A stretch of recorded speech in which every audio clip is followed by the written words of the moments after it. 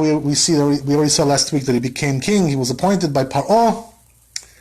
So now we're going to go and continue the narrative, right? It's really a fascinating story, this narrative. One of the most fascinating things that we have in the Chumash, in the Bible, right? So it says that what? Yosef was 30 years old at this time, right? And basically, Paro appointed him and told him, listen, you know what I appointed you for? I appointed you to take care of this problem. There's going to be a famine in 7 years, like you said in your dreams. So, make sure you have a plan to take care of this problem, that we shouldn't have, a disaster in the country, starvation and all kinds of shortages, become like a, banana republic, you know what I'm saying? Become like a, what do you call it, Venezuela, You don't want to become like that. Yeah, so you don't want to become like that. So, let's put together a plan. Let's get it together. Paro tells him, this is your job, that's why I appointed you. Not just to have, to have a good time over here. So, okay, fine. So Yosef HaTzadik, he really did a great job, right? What did he do? This plan was like this, basically, right? The first 7 years that the Jews were going to be, the whole Mitzrayim, all Egypt is going to be, right, in good shape. There's going to be lots of plenty and abundance and everything. So he says, what we're going to do is we're going to make silos and store up, the grains. And also they were storing underground as well, right? Making like big digging ditches, and storing over there inside. By the way, there's a reason why they preferred that to making silos. Colder. It's colder. Oh, that's interesting. Very interesting point. But I have a different reason also, right? Which is what? That really, the issue was that they say, right, that there's a trick that farmers know. I don't know if today they know this, but in the old days they know this trick. Today maybe they don't even need it, but because they have other ways to deal with this problem. But the way it is like this, right? That basically they were storing up this grain, not for short term, right? We're talking about long term. You know what I'm saying? We're talking about years of storage. So what's the concern? The concern is, right, they can rot easily, pretty much, rot and start rotting, and there's no refrigeration, there's no, they're right, there's no preservatives, there's nothing like that, they're just basically putting the simple grain in there, and that's it, nothing else, it's a very natural way of preserving. So that's the reason why they were doing underground, right? What's the reason why? Because they say, right, that there's a trick that when you grow, like produce in a certain area, that ground that you grew it in, right? That ground has the potential to store it up the best as possible, right? Meaning what? That for some reason it is able to accept that grain, right, and store it because it has the same properties as the grain itself, right? Because it came from there, So this is what he's doing, right? In order that it should have a long storage qualities, right, long term. So therefore, what he did was he always put the grain where he grew into the ground over there, right? And the ground was supposed to preserve it. That was the idea. This was a trick that he used. So what happened was, really, in the end, this was like also because of this reason, but also there was a miracle that occurred. What really happened, right? He stored up the wheat, more and more and more grains, everything. So 7 years, right, he's got like a ocean's worth of grain already stored up, We're talking about like storage for many, many years. Unbelievable job he did, right? Smart man, wise man. So what happened was that as the 7 years went by, so he was able to store up all this grain. So meaning what? That really all this grain was in the hands of who? In the hands of Paro, because Paro was the boss. You know what I'm saying? So he did Paro a big favor over here, right? Basically, he made him undisputed, right, king of the world, right? Basically, he's holding on to the whole, right, the storage, the whole food supply of the whole world right now. So Paro got tremendous power from this. You know what I'm saying? Became like the undisputed king of the world, basically. That's what happened. You understand? So, but there was also the other side of the coin, right? Which was what? That the populace as well, they also stored up their own, private storage. Every backyard, the backyard storage, right? This and then make a hole over here, make a silo over here. So what happened was, in the end, after 7 years, right? The famine starts. So they start to open up their storage, right? The bins, right? The underground, this and that. And they see it's all rotten, wormy, like disgusting, just all black and rotten. Disgusting. So the only one, right, that his grain lasted was that stuff that Yosef stored up. All the other stuff got rotten, totally rotten. This was a miracle because, how can it be, right, that, everything got rotten, 100% rotten, like nothing usable. So HaKadosh Baruch Hu made a great miracle for Yosef HaTzadik. You understand over here? He put him in a great position of power and respect and honor. So what happened was, right, that now Yosef HaTzadik did this also. He had also ulterior motives over here, which were also motives of Kedusha, of holiness, right? What does that mean? Basically, what he wanted to do was like this, right? He knew, Yosef HaTzadik, that his brothers were destined to come there also as well. The whole family was going to come, right? So basically, what he was doing is like paving the way for their arrival, right? You know, to get everything ready, to prepare. So what does that mean, right? He was worried about several things. One was that when the Jews came there, they were going to be discriminated against. You know, discrimination. Foreign people come in to a country, you know, they always get mocked. They get, you know, put down. You're a foreigner, you know, this, you know, you're a chink, you're this, you're a nigger, you're this, you know how it is, right? Jew boy, you know, Jew boy, Jew boy, So, you know, it's always like that. So what happened was that he realized this was going to be like that. So his whole plan was what? He's such a person of chesed, right? Kindness. He wanted to avoid all this problem, you know? So he tried to do all kinds of safeguards in order to avoid. So what did he do? Number one, he knew, right, what was the biggest problem? The biggest problem was that the Jews, everything they do different, you know? Like everybody does this way, the Jews do a different way, you know? So they always like stand out, they always look different, conspicuous, you know? They stand out, they stick out. So because of that, what makes them the most conspicuous? Especially in those days. Nowadays, it's not that much. Clothing. Right? You know what it is? Something a little bit more on the body, right? We're talking about the Brit Milah. We're talking about the circumcision. You understand? So because the Jews do circumcision, you understand? Chirian, you know. But it's not like we're running around without... Right, not exposed. Right, but everybody knows about this, you understand? It becomes like a very famous kind of thing, you know? It's very famous, it's very, you know... On the internet, they always comment about it when I'm talking with somebody. And by the way, until this day, you should know that there's all kinds of issues with this, you know? Like, there are people who are against circumcision, trying to make laws against it, and all kinds of things. Until this day, we're getting slack for that, by the way. Until this day. By the way, now the newest, you know, what's the newest craze? You know what it is, right? Okay, so they can't stop you from circumcising because, you know, there was also other religions that circumcise now, you know, besides us, right? Yeah. We're not the only ones. So because of that, they found a different way to criticize us, you know? What is that? They say, oh, you know, because there's a mitzvah, right, for circumcision, when the Jews circumcision, the mohel, the one who did the cut, he has to also, right, suck the blood out of there, right? He has to, you know, he has to suck the blood, right? Yeah. So he has to do it with his mouth. You know, this is the tradition that we have, right? It's yeah, it's a tradition. It's a law. It's a Shulchan Aruch. It's down the Shulchan Aruch. Yeah, it has to be done with the mouth, right? And there's a reason for it, by the way. It prevents diseases. It prevents all kinds of infection. It's amazing. It's an amazing remedy, to avoid. The mouth is the filthiest. You may think so, right? But the truth is also there's anti. Right, exactly. Can't we come up with a different thing? This is like for us, it's like a tradition which is going back all the way from Har Sinai, you know, and we're never going to touch that. They only found out about it now? No, they're only looking for something, you understand? They're looking for something to catch you on, you know, to criticize. So what happened was that now they found out that there was actually a couple of cases, at least they claim, I don't know if it's true, but what happened was that he sucked, you know, the mohel, he sucked the blood, and the kid got herpes from him because he had like a cold sore in his mouth, you know. They claim that this actually happened, whatever.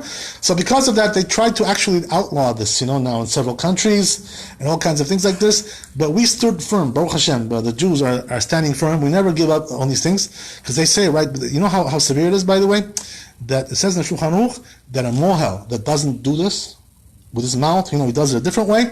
We disbar him, you know, we throw him out. We dissociate him. We say you cannot be a mohel like that. You know, this guy screwed up my son, by the way. You remember, right?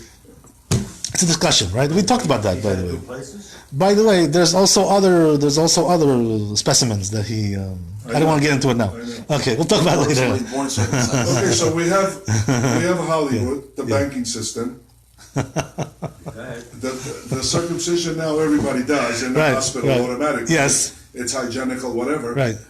But now they're coming down on us because we give the kids oral sex. Excuse me. Excuse the expression, right? So now, what's the situation? Situation is right like this, right? That Yosef HaTzadik knew that it was going to be the biggest problem, right? Brit Milah, they're going to come and say to the Jews, you Jews, you cut yourselves like that, you know, make a blemish in your body. Yeah. It's a disgrace. You know what they do, right? What they say is like this, right? That you're making a blemish. You're making yourself blemished. You become like a defect. You become defective. Reduces the strength of the sexuality. Not only that, but me asamitzera men going meviro isao. Oh, okay, right. That's also yeah. That's what he was saying now. He was saying the same thing. So the point is right like this, that he realized this. And by the way, you should know that besides that, I just talked to you now. What happened? They say it's mutilation. Right, mutilation. Yeah. They say that Russia. You're all right. Everything is right. What you're saying. Just different angles of this situation. Women prefer it. So the thing is like this, right? That what happened was that also you should know, but this is not something new. In the times of the Romans, the Roman Empire, right? They were actually, making enactments about this, that the Jews are not allowed to circumcise. So they forbade this. There were many times that they decreed that there should be no circumcision done anywhere in the Roman Empire, including the Jewish areas, whatever. And they had to go and they had the rabbis had to go there and convince them, bribe them, and give them some kind of incentive to cancel the decree. This was like a commonplace thing, that went on in times of the Roman Empire. The Greeks also did this, the Greeks, the Romans, until this day we're suffering from all these things. You understand? So Yosef HaTzadik really knew that. What do you think? He didn't realize? And in those days, by the way, it was much worse. Why? Because at least now, as we said, right, a lot of people are circumcising anyway, because they really see that it's better to be like that. It's more healthy, right? I'm not talking about now the pleasure and this and that. I'm not talking about that, right? I'm assuming their Messiah was circumcised. Jesus. Well, he was a Jew. So yeah, he kept all the... Every Jew gets a Brit Milah, it's whether you're a loser or you're not a loser. This one was a loser, but, he was not a Messiah, he was a loser. But every Jew gets a, they don't judge you whether you're a loser or not a loser. Everybody gets it, whatever it is. Obviously, that loser also had it, right? So that's for sure, right? So, right. He was a big loser, a big time loser, right? Or maybe he was just a martyr for them. They used the Jew to no, actually what he was a very big sinner. He was idolater. He made himself into an idol. He was a heretic. Right. He denied the Torah. He denied the mitzvot. He was a total one of the biggest sinners that ever lived. Yeshua Yimach Shemo V'Zichro. But I heard that they came up with all this 300 years later, that he actually wasn't trying to change anything. No, it's not true. Actually, his disciples wrote, right, that instead of doing the mitzvot, instead of doing mitzvot, they should worship him. That's what they wrote. You understand? That was his. Make him into a god, which is, by the way, it's nothing new, because all the wicked leaders, the rulers of the world, made himself into a god, including Paro, right? We're going to see. Paro also made himself into a god, right. Divine being. What we do is when a person makes himself into a god, we mock him, make fun of him, make jokes about him. Because, what are you trying to do? Make yourself into a god. You're just a human being. By the way, there's a smart thing, right? There was one smart Ashkenazi rabbi who said something really sharp about this. You want to know what he said? And this really sums up pretty much, the whole point, right? It's his opinion, or he made a nice remark about that. You know what he said? He said that Judaism, right, the whole concept of Judaism, is making God, right, wanted to make man in his image, in the image of God. That's the whole concept of Judaism, right? He said Christianity is just the opposite, right? They want to make God in the image of man. You understand? Which is just the opposite, right? This is a very crooked thing to do. You understand? You're trying to make we want to be in the image of God, not to make God in the image of man. By the way, this insults God very much. You understand? When you try to make him like into a man, you're insulting him. You're like, it's like, excuse the expression, you're spitting in his face. That's what you're doing. You understand? So you're mocking him, and that's why it says, right, that Kadosh Baruch Hu hates Esav. Why does he hate Esav? Because they took God, which is the loftiest thing, right, and made it into some kind of a man, right? Which is a disgrace. It's heresy. Do you think it had to do anything with laziness? Because no, what it has to do is like this. I'll tell you what it has to do. It has to do with only one thing, right? That they want an excuse to do sins. They say, right, that every sin they do, they want to say, oh, I'm forgiven. I don't have to do nothing, right? Just confess, but it's not true like that. Really, it's true. By the way, we're coming now to Yom Kippur. Yom Hashanah. So the truth is, right, that what's the difference between the right way of looking at it and the wrong way to looking at it? They have the wrong way to look at it. The wrong way is what? That this loser, he died, so all the sins are forgiven, You know, and the truth is, right, he died for his own sins. He was a sinner, you know, so why would they be forgiven for him? He himself was a sinner, you know, so why would anybody else be forgiven for him? Just the opposite, right? But the truth of the matter is like this, right, that this is a corruption of the Judaism, this concept. What does that mean? Judaism, what does it say, right? That if you repent, you know, and you do all the things you have to do, so God will forgive you, you know. There's Yom Kippur, there's repentance, there's vidui, right? Confession. We have all these things that we do. So God will forgive you if you do that. But the problem is like this, right? That doesn't give you a carte blanche to do sins whenever you want. That's what they do. You understand? That's there, you know? For them, it's like, you know, it's a prepaid plan. You understand? Prepaid card. You know, like I sin and it's already forgiven. Don't worry, you know. I already know it's going to be forgiven. Who told you it's going to be forgiven? You may die for that sin. Who told you it's going to be forgiven, right? Judaism doesn't say that I will sin and then be forgiven. No. If I already sinned, so then I'm going to do tshuva. What does it mean, by the way, to do tshuva? By them, it's a corrupted thing, right? What they do is, right, they confess, you know, and they say, oh, you know, I sinned. So the priest says, right, you know, the homosexual priest says, oh, I forgive you, you know, the homo guy in the Vatican, right? So he tells him, I forgive you. He himself, by the way, is the biggest sinner, this priest, right? Biggest homosexual. So, you know, they child molesters. You know what happens with them, right? Until this day, by the way. They're all child molesters, most of them, right? They're homosexual child molesters. So, yeah, they're all sinners, these people, you know, most of them, by the way. Most of them are sinners. Some of them are okay, you know, maybe, I don't know. But they're all idolaters. Right. Anyway, the point is, right, that for them, it's like this. What corruption is, that they say, oh, you know, whatever I do, that gives them like a permission to sin whenever they want. And that's not what it is, you understand? If you sin and say, I'm going to do tshuva, they won't forgive you for that, right? Because in other words, you should have prevented yourself from sinning. That's the whole thing, right? So they're not going to give you for sinning like that, you know, without any hindrance, you know, just going and sinning and say, oh, I'm forgiven, I'll be forgiven. Who told you you'll be forgiven? Maybe you won't forgive me. You understand? So this is all corruption. It's all heresy. You know, it's all idolatry, basically. So basically, this religion is heresy, idolatry, you know, and just, you know, total. It's a total mockery. And by the way, it also insults God. You know, it's an insult. It's insult to God. It's an insult to his, you know, his kavod, his honor. It's a total mockery, total sham. You know, that's what it is. I hate to say it, but you know, excuse my honesty. You know, my. So anyway, getting back to what we said, right? Yosef HaTzadik, right, wanted to basically, right, take away the discrimination from his brothers. So what he did was like this, right?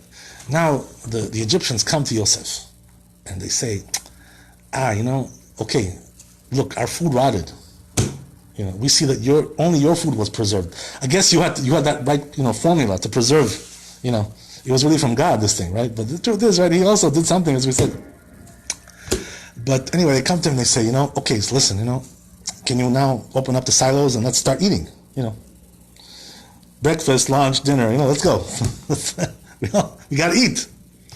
So Yosef HaTzadik tells them, he says, okay, fine. He says, but you know, there's two things you got to tell you though.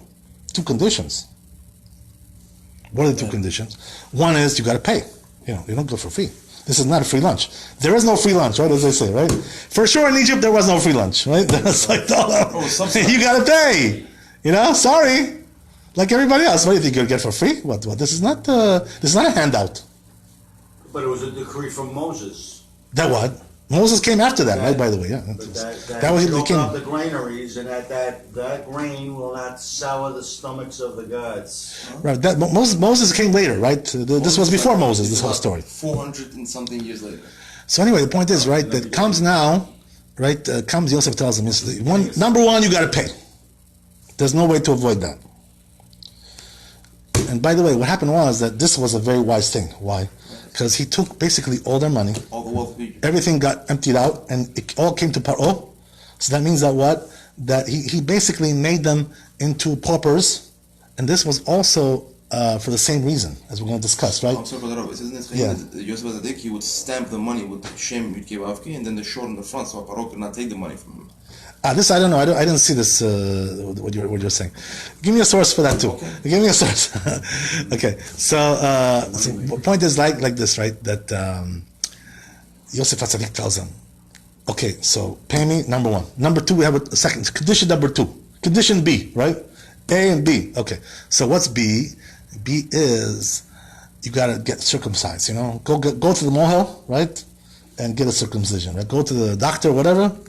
Let him cut you. Check. I heard he was doing it himself. So it tells them like this, right? They hear this, and they're like, "Oh my God, are you crazy? Like you want us to cut that thing? Oh my! This is going to be the most painful thing we ever had in our life.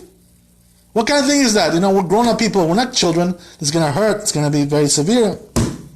They didn't want to go for it. They definitely were against this.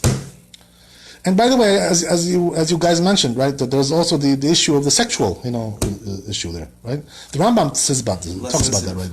That the Rambam says, right, that in the Moreh Nevuchim, is his books, right, that the reason why the Jews do Brit Milah, circumcision, is to reduce the sexual pleasure. Right. What does that mean? To make it less animalistic, So you shouldn't be like an animal. That's the whole point, right? You should become more holy and less animalistic. You don't want to be like an animal of the field, beast of the field. You want to be like a more humane. So that's the reason why the Rambam says, right? That's the reason why we do it. It's one of the reasons, not the only reason, obviously. Right? This is just one of the reasons. But the truth is, right, that the Egyptians, they were very well aware this was going to ruin their sex life, basically. Make their, all their fun is going to go away. This is like. They actually had understanding to that level. Believe me, they were very smart. The Egyptians were very smart people. They're very smart people. But besides that, they knew, right, that when you cut something like that, obviously it's going to hurt. It's going to be a blemish there. It's a blemish. It's not a simple thing, So the point is, right, that they knew that was going to also cut down their sex life. They knew all these things, and because of that, they refused. Right? They said, "No way. What we're gonna what they say, right, the expression, what do you want? You want to Jew us? We got get Jewed? We're not going to get Jewed by you. No way." So Yosef HaTzadik tells them like this: "Okay, fine. I'm not selling you nothing. Just go home. Eat. If you can't get bread, right? You have cake. As they said, right? Let them have cake, right? Okay. Okay. Let them have cake, right? So okay. Oh, all right. So so all the people go now, right? They're all angry, upset, this and that, They go to Paro, right? Make an appointment with Paro. They said, maybe we can convince Paro to cancel the decree. He's on top, he's still on top. So they went to Paro, and they told him, they said, listen, this is crazy. This guy's telling us to, have surgery on our body, to cut that thing. It's going to be the most terrible thing. We can't do this. It's not possible to do anything like this. So Paro tells them like this, right? Paro was a very practical man. So it tells them like this, right? It tells them, says, that's your fault. He says, don't blame it on me. Don't try to blame me now. Okay? So they said, why not? What do you mean? They said, so he tells them, he said, you should have stored up food in your backyard, and you wouldn't be in a situation like you are now. Prepper. You should have prepared for this day. Now you became a slave. Now he's going to tell you what to do. It's your fault. You put yourself in a situation like that. You understand? So they told Paro like this, right? But they said, when it says, what do you think? We didn't store up. We did store up, but it all rotted. Everything rotted. What do you think? That's stupid? No. We did store up. So we have no choice now. We're dependent on him. So Paro tells him, he says, now you tell me that your produce rotted. He says, now the situation is even worse for you. Why is that? In other words, it's even worse than not storing it up at all, right? Why? Because that shows, he says, that he decreed to make your produce rot. He was the one who decreed that, right? In other words, he did some kind of a spell, abracadabra, hocus pocus. He got your wheat to rot. He says, if that's the case, he says, he may also say some kind of a spell and kill all of us, he says. What do you think? He says, he may do damage to our lives. So then he says, you better listen to him. Don't say nothing, right? Just whatever he does, do it. That's it. Meaning what? The Paro was scared, you understand? That something was going to be, something, he was going to pull some kind of trick on them. That's what he was afraid of. So therefore, what they did was, they all got circumcised. Every one of them, right? Got a circumcision. We're talking about millions of people. This was not a small thing, right? circumcising millions of people, the greatest empire in the world is now, right, subject to the decrees of this 30-year-old young Jew, right? Young Jew boy. Can you imagine? This unbelievable, right? This whole thing. Okay. So, Yosef HaTzadik pulled another stunt, by the way. Also, besides that. What was the stunt that he pulled? As we said, right, that he was charging them for the food. So what happened was that as time went along, right, we said, right, there's going to be 7 years of plenty and 7 years of famine, right? Okay. So once the 7 years of famine started, the first year, he took their money, right, and they spent all their money on the food. In other words, they had nothing, no cash left at all. All the cash was gone. By the way, in those days, you couldn't do like they do today. In those days, today, right, when the money runs out, they just print more. They have a printing machine. Print out more dollars. Yalla, let's go for it. What's the big deal? Ran out? Okay, we have more. We'll print, right? In those days, money wasn't printed. It was like silver, gold. So if it's out, it's out. That's it. You can't make any more. What are you going to bring from the sky? That's all there is. It's gone. You understand? So it's not the same thing. You can't do that anymore. Okay, so, right, first year they spent their money. Second year, their flesh. Right, they gave them Yosef the animals. All the animals they had, livestock, right, sheep, cows, this and that, all donkeys, mules, everything. So all the animals they sold. Second year of the famine, right? So they came after the second year. Now they have nothing left. No cash, no animals, right? No Mercedes, no BMW, nothing, zero. Everything is gone. So now, third year they come, right? And they tell Yosef HaTzadik, he says, our master, says, talking to him like a master, he says, now what can we do, right? We gave you the first year our cash, and then the second year we'll give you all our animals. He says, what are we going to do now? Cut it.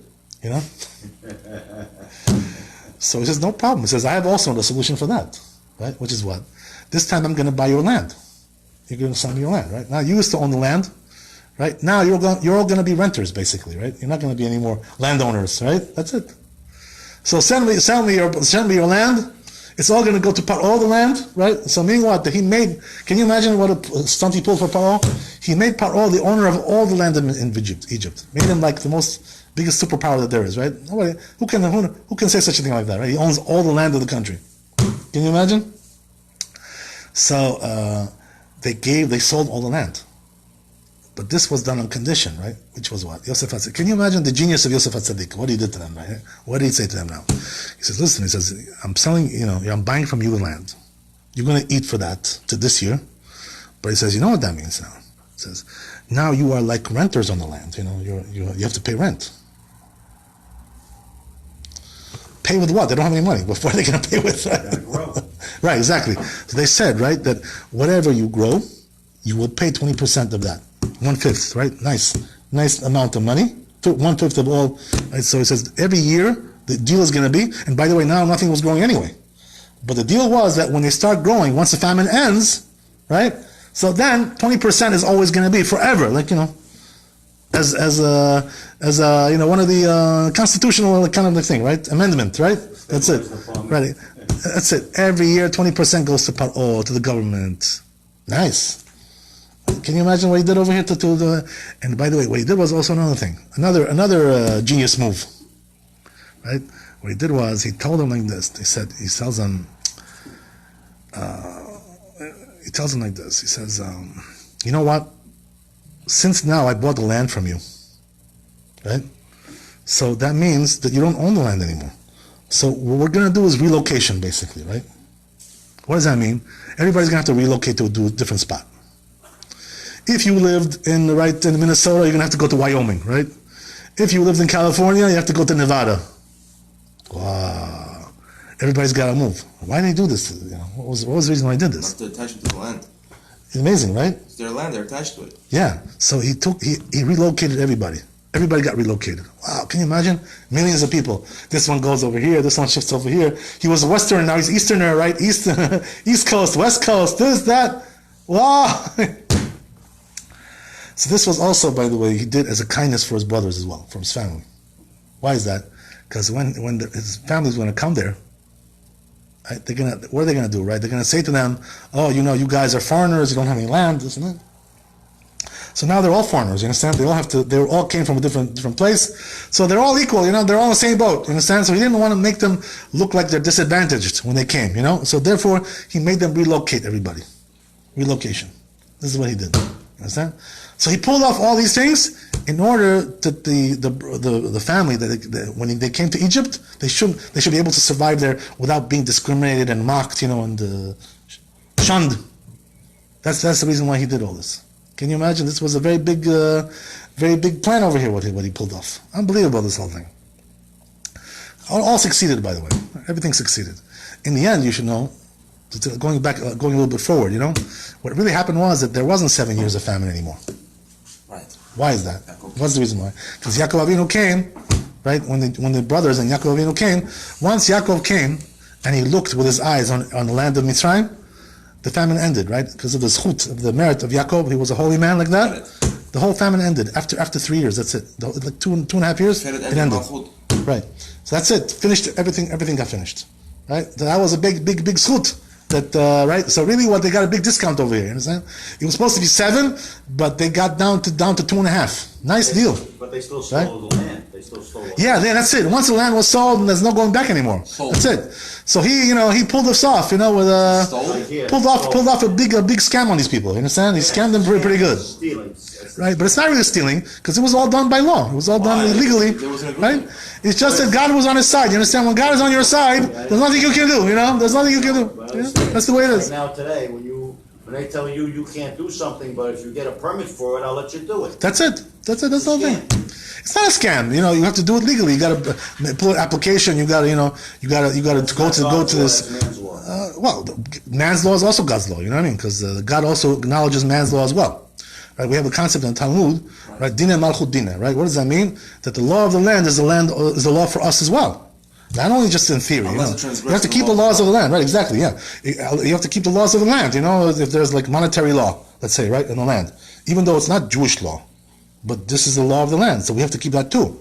Well, the land is owned by the people here. Whatever the law is, right? Whatever the law is, everybody's equal, right? Everybody's going to keep the law. That's the way it is. Nobody can be above the law. Not even no Jew or nobody else, right? That's it. That's the way it is. Do it. Anyway, but there's also another thing, right? This is a pretty interesting point, right? But there's also the family side of this whole thing, right? Which is what? That Yosef HaTzadik, as we said, right? He took the daughter of Potiphera, right? So we talked about this last week a little bit, right? That who this lady really was, whatever. So I wanted to tell you, right, that there's 2 different opinions actually, right, regarding this. That in the pasuk, in the verse, in the Chumash, if you look in the Bible, it says, right, that it was a daughter of Potiphera, right? Now, the question is, who's Potiphera, right? Because his master, right, that he had before, that bought him, was not Potiphera, it was Potiphar. But you understand? So, is this the same guy or is this a different guy? That's right. So why does he all of a sudden get a different name? Potiphera, Potiphar, right? He lost his mind and he cut himself. He changed sex. So what does that have to do with the name? Why? What's the story? The story is like this, right? That we already mentioned that the truth is, right, that Hashem castrated him, right? He brought an angel to castrate him because we said, right, he wanted to do some activity with Yosef, right? So he got prevented from that. So what happened was that in Hebrew, the word pera means to be like exposed, the private parts are exposed, whatever. So it's a sign of like castration, basically, this word. So that's the reason why he was given this name, right? Potiphera instead of Potiphar, because pera means castration. He was castrated, this guy, right? He was a eunuch, right? Whatever they call that, right? Yeah. There was one of these guys. So that's the reason why I call him Potiphera. But according to the Torah, by the way, this was really the daughter of Potiphera. Right now, there's a midrash that says otherwise, right? As you mentioned last week, that some say really, there's a midrash that says that this was not the daughter of Potiphera, this was like a stepdaughter of his. Right. Right? What does that mean? That really this was Dinah, right? Who was Dinah? Dinah was the daughter of Leah, right? I'm sorry, no, it's not. It's the daughter of Dinah from Shechem. So Dinah was the daughter of Leah, right? And for some reason she wound up in Mitzrayim. Right, meaning what? That this was Yosef's half sister, basically. Understand? So he, according to this opinion, according to Midrash, he married Dinah, who was a half sister of Yosef. Right? What does that mean? That it was the same father, but not the same mother, right? That's what we're talking about. So yeah, we're talking because they had no choice, right? There's one opinion that says, right, since the tribes had no choice, because there was nobody else to marry, there was no other Jews, so they married their sisters. Such a righteous man cannot marry Misraim from Ham.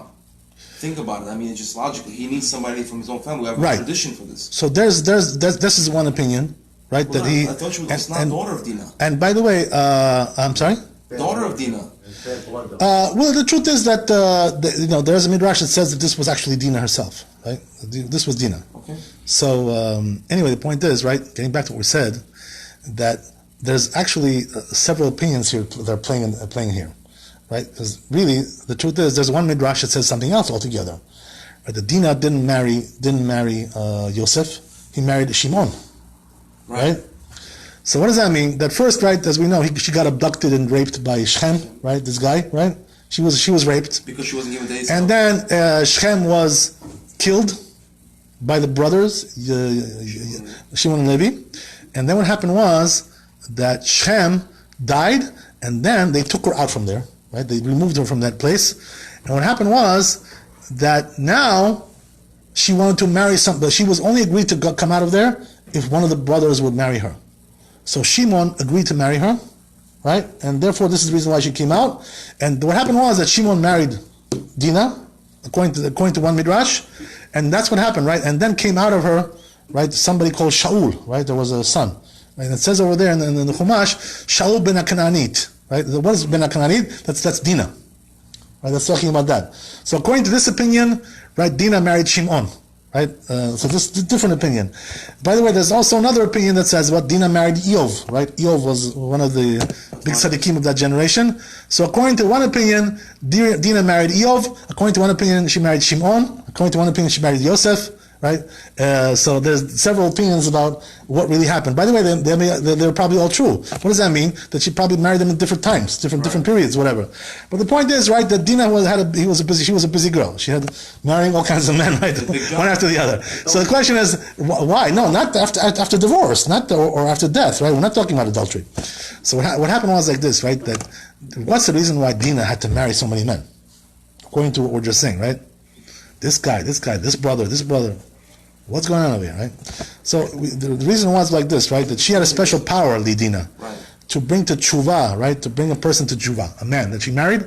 She was able to get him to repent, right? If he was a sinner, right? Whatever. She had that great power of holiness in her, right? She was a very special woman. So because of that, she had to marry Eov to bring him to do tshuva, right? And he did tshuva, by the way, because he also married Shimon, and he also, so she married several men because she had the tikkun to give them, some kind of rectification to give these men.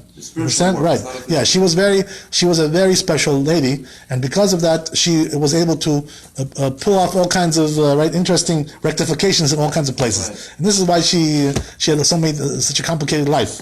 Right, Dinah, that's one opinion.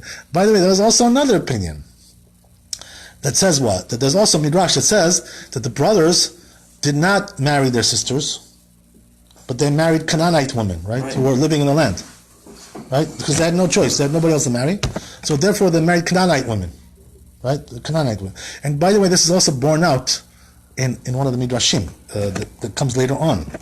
Why is that? Because we find, right, when Yaakov Avinu died, several years later, right, after they came to Egypt, what happened was that he instructed them how they should carry his coffin, to burial. So what happened was they told them, they said, I want 4 of my sons to be on one side, 4 of my sons to be in the front, 4 of the sons in the back, right? So they had 12 sons altogether, right? So he wanted like 3 over here, 3 over here, 3 in the front, 3 in the back, right? 3 times 4, 12, right? That's the way it was. So, but he told them like this, right? They said, only my sons are going to carry my coffin. To exclude what? My grandsons. He says, my grandsons, I don't want them carrying my coffin. That's what he said, right? So the question is why?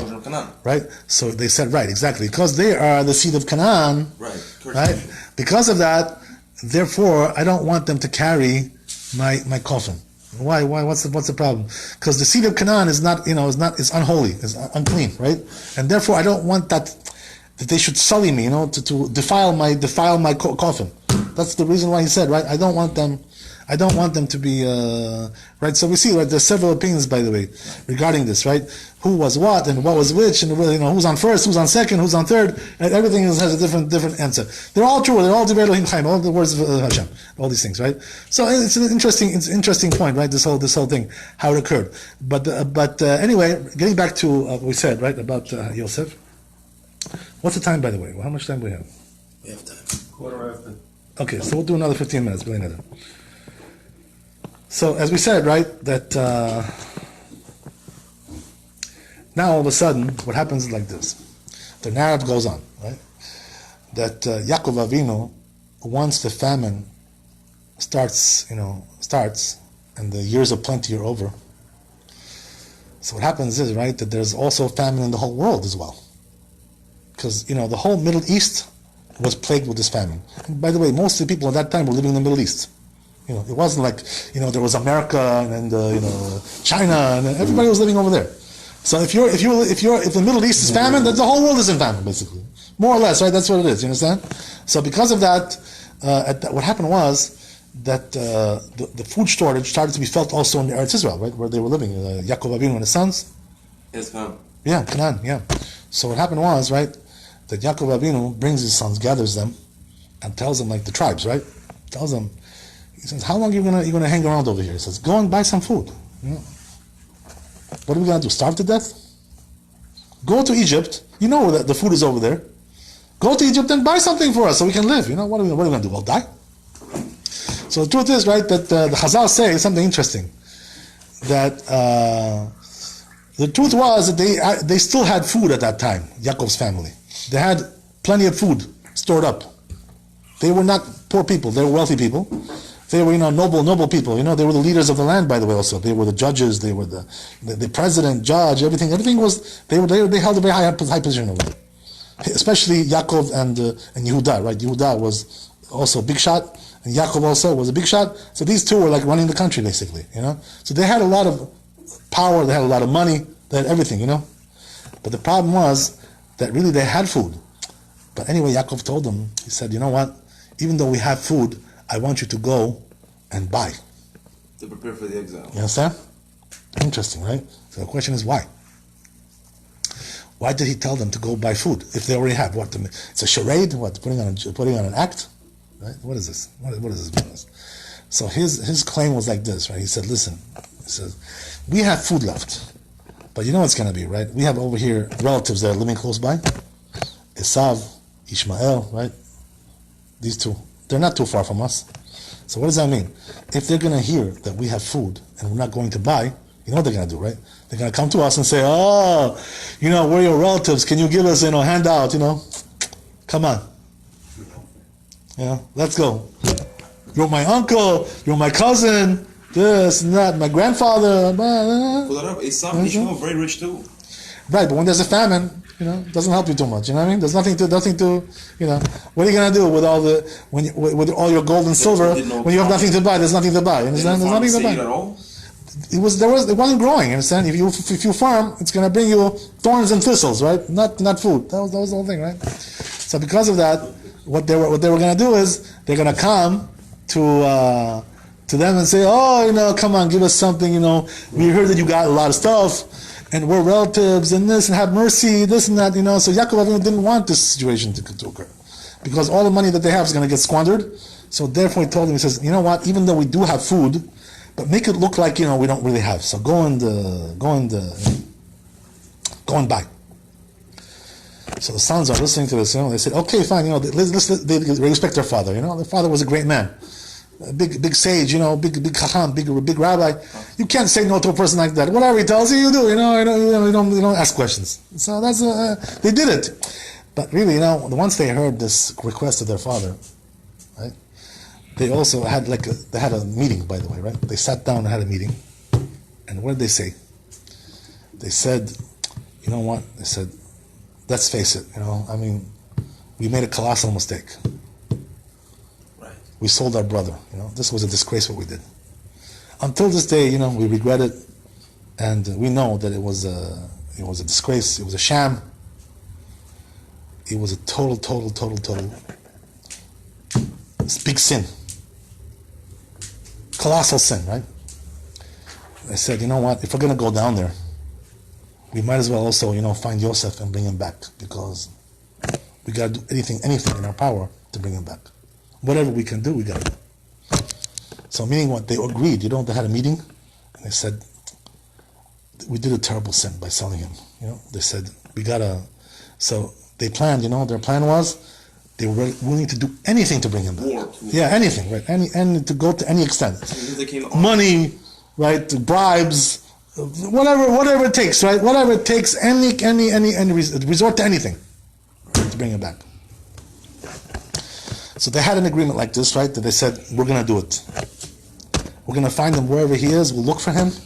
We'll locate him, and we're going to bring him back. That's it. There's no ifs and ands and buts. That's it. Okay, fine. So, right, they decide to go. So Yaakov Avinu, right, tells him like this. He tells him a few things, right? Tells him, number one, it says, Binyamin is not going to go with you. Yeah. Which was the youngest son, right? Binyamin is not going to go to him. You go, you're the big boys, right? You go, you're strong, powerful, you're mighty, you take care of it. My young son is going to stay with me. That's it. So what's the reason why he made this, right, discrimination like this, right? If this one stays, this one goes, what is the reason why? The truth is, right, that Yaakov Avinu thought that Yosef was dead. He didn't know that he was alive. So because of that, Binyamin was the only son that he had left from Rachel, right? From his favorite wife. Mm-hmm. Even though she was already dead, but nevertheless, he definitely was comforted by the fact that, he was still with him, right? This gave him comfort, as a replacement for Yosef, somebody who can take his place. So because of that, he was very, very scared and very hesitant to let him go, because he knew, right, that this was dangerous to let him go. So by the way, the truth is, right, that it says in the pasuk, it says in the verse, right, that lest he die, whatever. So why would you think he's going to die? If you really think that they're going to die, you shouldn't let any one of them go. That's the case, right? But if you think that it's not so dangerous, so let them go. What do you care? Just go, taking a trip to Florida. Driving down to Florida. What's the big deal? Drive down there. It's not so dangerous down there. What's the big deal? There are some mass killers over there, but okay, there's not everybody like that, right? There are some. Yeah, there are. Okay, fine, but okay, whatever. But not everybody, whatever. So what's the big deal? To let them go. So the truth is, right, that he really knew something that is very important to understand, right? Which is what? That when a person gets into danger, the Satan accuses him, right? When you give him a kick. When he gets into danger, the Satan accuses him. So, what was the danger over here, right? You know what the danger is? That when a person goes on the road, takes a long trip, there is a danger there, right? And this is the reason why when we take a long trip, we always like to say a prayer before we go, Tfilat HaDerech, right? And then when we come back also, we thank Hashem, we thank God that we came back safely, right? Exactly, Gomel. So all these things we do, why? Because the truth is, when you go on a long trip, what does that mean, right? We're talking about inner city trip, right? From one city to another, right? Between this city and that city, or different country. So there, usually it's a dangerous thing. Once you leave your town, it's dangerous. So therefore, right, they say that traveling is dangerous, especially in those days, by the way. It was even more dangerous than it is now. Because nowadays, the roads are pretty much guarded and they're lit. There's lights there. And you can travel freely, but in those days it was dark, there was no lights, so you could be just ambushed by some bandits, some robbers, it was a very dangerous situation over there at that time. Understand?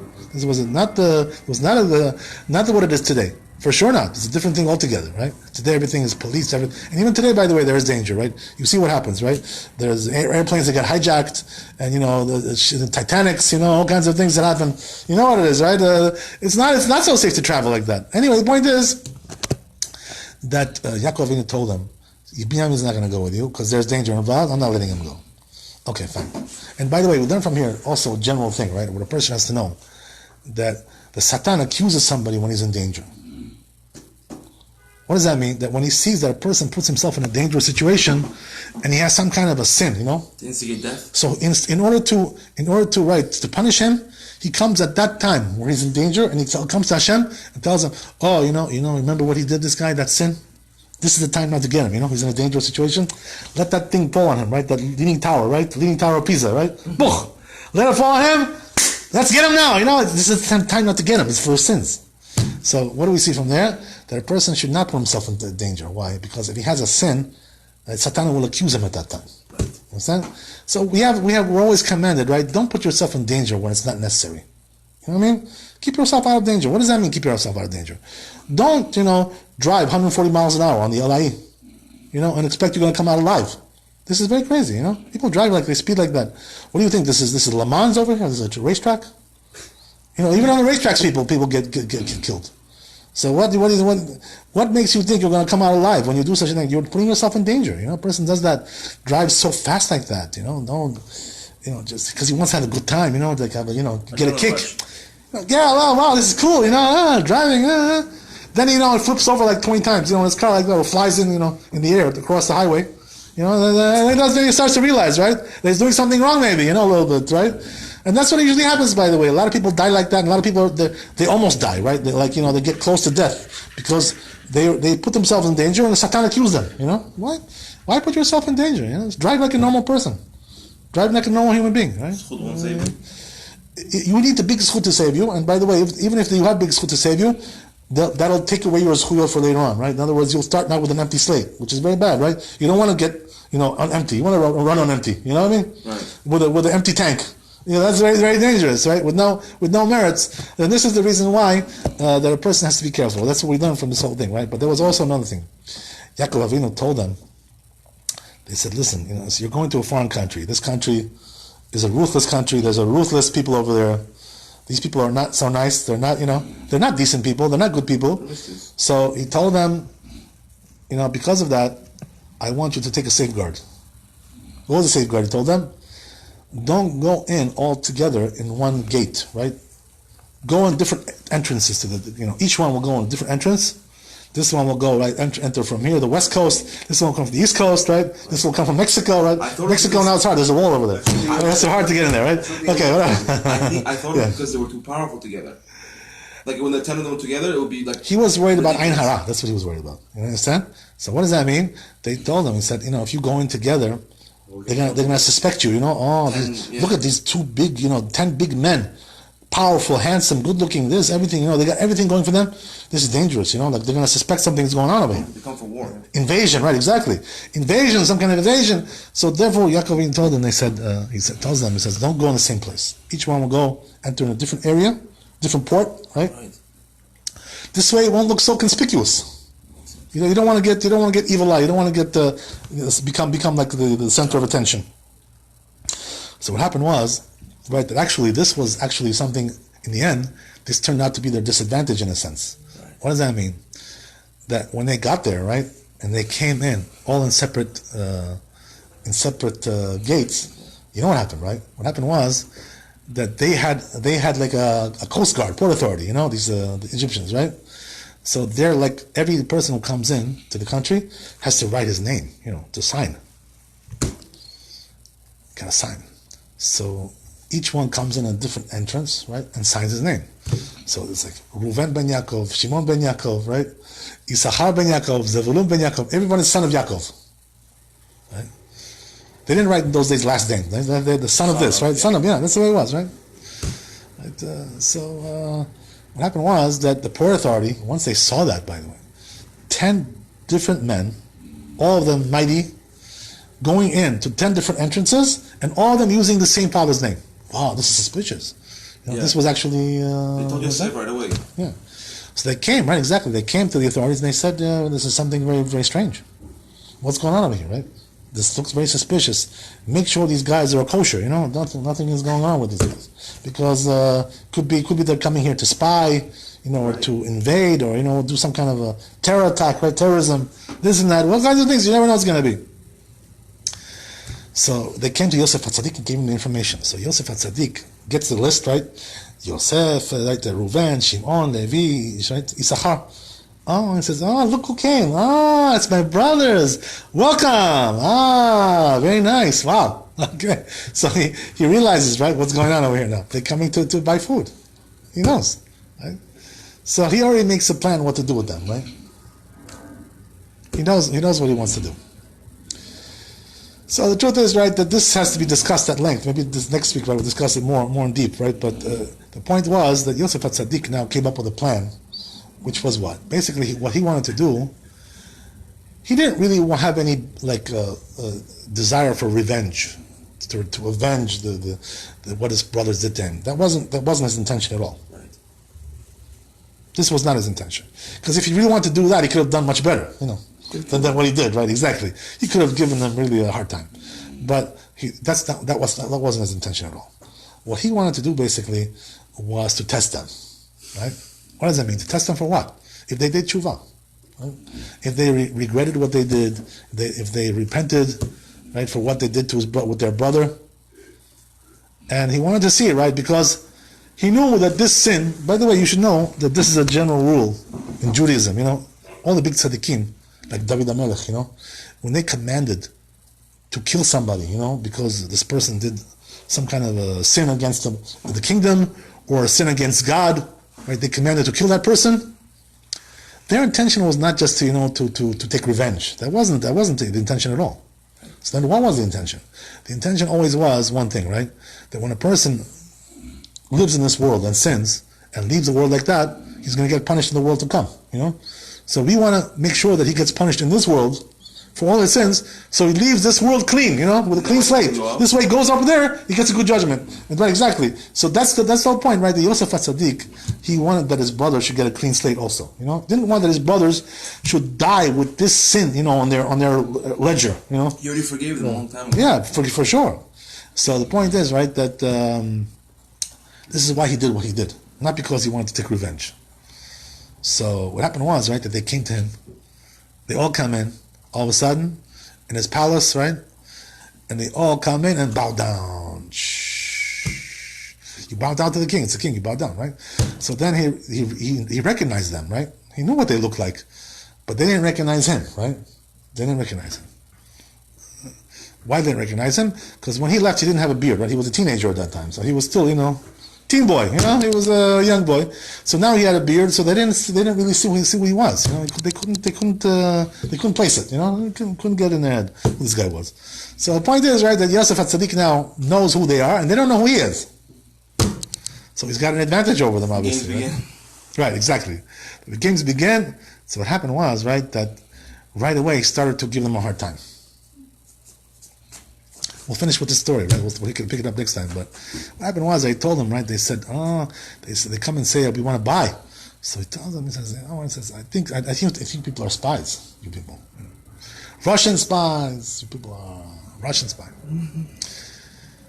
So they said, no, sir, we're not spies. We're just regular people. We have a nice family. We live in Israel. We're Israeli family. We live over there. We have a nice father. We have a nice, everything's nice there. It's just that we have a problem. The famine is so hard, so harsh over there. The food is running out, and we want to make sure that we have what to eat for our family.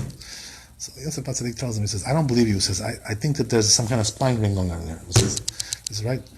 There's whatever. Tells him, there's collusion. There's collusion over here, right? So tells him, he says, no, there's no collusion. We're not colluding with Russia. We're not doing anything like that. No problem. We're just trying to buy some food. So Yosef HaTzadik tells him, he says, let me ask you a question. Ask him a question, right? It says,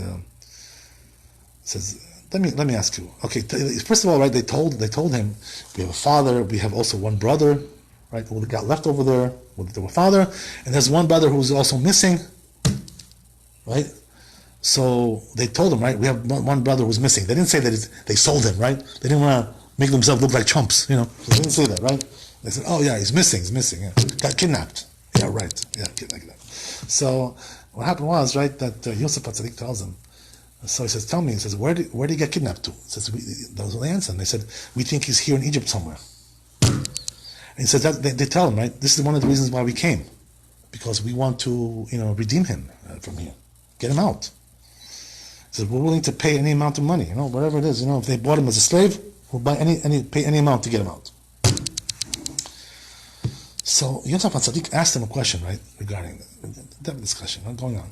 If that's the case, he says, you guys are not, you guys are okay, you're kosher. So why did you each one come into a different gate? What's going on over here? This is not the way people come into a country. Usually you come in, right, with one plane, right, one airline, right, Delta. If it's Delta, it's Delta. Everybody comes on Delta. Everybody, if it's, if it's American, everybody comes on American. What's been this? Everybody coming in a different gate, this and that. What was this whole thing? They told me you came in different gates, very suspicious. That's why I thought you were a spy. So they said, you know why we did that? I said, we'll explain to you why we did that. So they gave them also a different reason, which was also true, by the way. They said, you're right, exactly, we're looking for our brother. And we wanted to check every zone in the country, Southern zone, Eastern time, right? Central, this, right? The West Coast, East Coast, everything. We want to cover all the zones. So Yosef HaTzadik said, he says, So he says, but also I got a different report about you guys. Very, very weird stuff going on over here. We also got a report from our spy ring, right? From the CIA, right? Whatever. That you guys that are hanging around in brothels. Understand? Going to these houses, of ill repute. You understand? You guys are you like starved? Whatever. You don't what's with you guys? Yeah. Can't behave yourself for a couple of days? Right. What is this? What is this business? Yeah, corporate.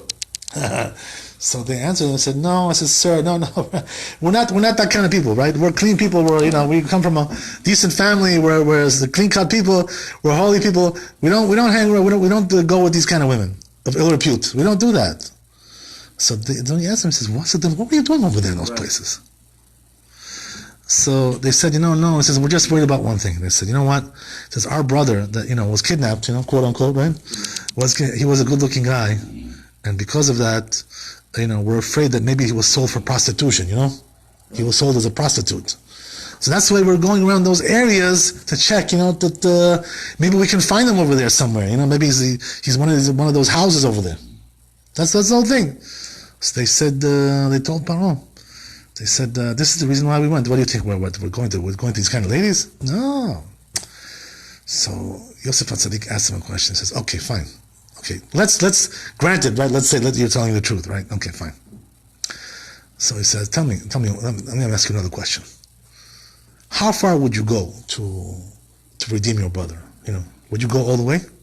Would you buy him from all the money? Yeah. So they said, we have money, we have cash, don't worry. Pay any amount of money, any price. Sky's the limit. Right? So Yosef HaTzadik asked him a question. He says, okay.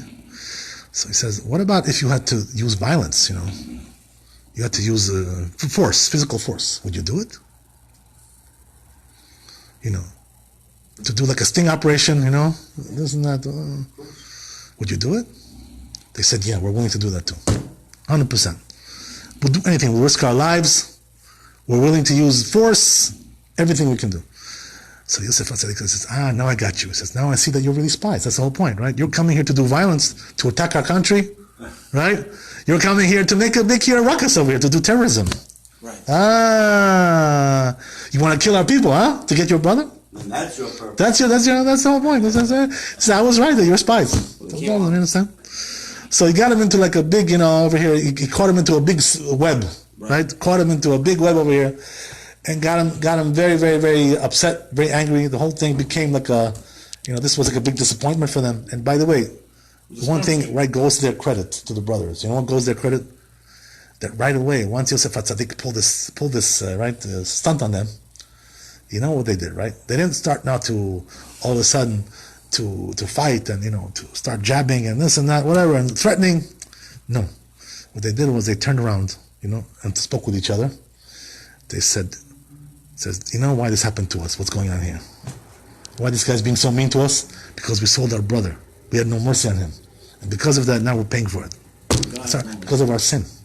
Yeah. So what does that mean, right? That's what an honest person should do, by the way. One said that they started felling cities.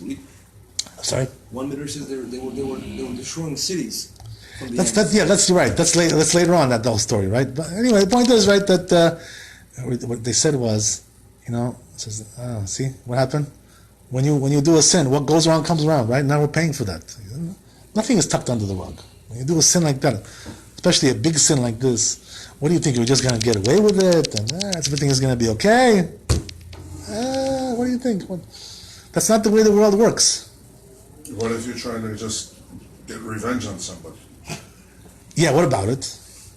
You feel that you were wronged, and you're trying to, in your mind, it's not a sin. You're trying to even things out. Get even. Right, but you see, that's the difference between a good person and a bad person, right? A person who's dishonest, corrupted, he'll never admit that he sinned, right? He's always going to make up excuses and, it was because of this, because of that, But a person who's a tzaddik, who's a righteous person, he will repent, he will acknowledge that he sinned. That's the difference between a good person and a bad person, right? That's the difference. By the way, they say this goes so far. You know how far it goes?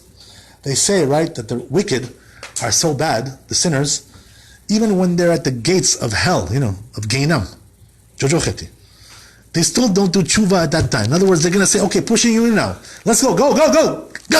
They don't do tshuva even at that point. Can you imagine how stubborn they are? A person can be so stubborn. Even when you're going into hell, you're going into Gehinnom, you still don't want to do tshuva because of the bad mitot, of the bad, bad character. A person doesn't want to admit that he did something wrong. The nature of sin is like that. He blinds you. Right, but a person has to be above that. You understand? That's the whole point of being Jewish. A Jew always has to acknowledge his sins. Especially now we're coming to Rosh Hashanah, right? We have to acknowledge what we did wrong. Right. We have to get ready, right? Prepare ourselves, emotionally and mentally, right? That we should come to God and, come clean, and say, listen, I was a bad boy. I did something wrong. I got to correct it. What can I do? And it's getting harder every year. When we were younger, we had less sins. At least me.